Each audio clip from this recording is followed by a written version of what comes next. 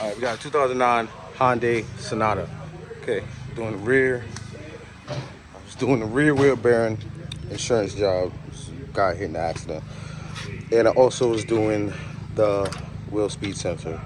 No one on YouTube shows you how to get to the actual plug of the wheel speed sensor.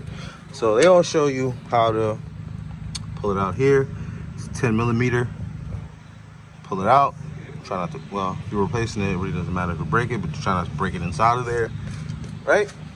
So now I thought, I couldn't find it, so I thought it maybe was here because the way the angle of the cord goes, I'm like, maybe it's not behind the back seat because it goes that way, you know?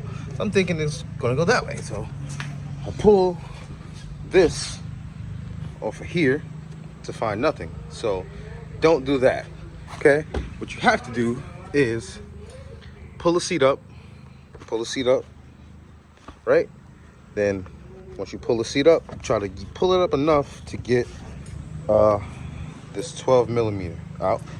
Once you get the 12 millimeter out from down here, it goes down there, right?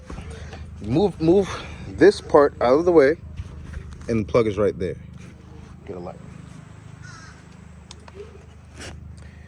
See, plug's right there, behind passenger side the seat, and then most likely it's like that on the other side too. So there you go. So I'm making this video because I haven't seen one where they actually show you where it is. So yeah, don't take the whole truck apart like I did.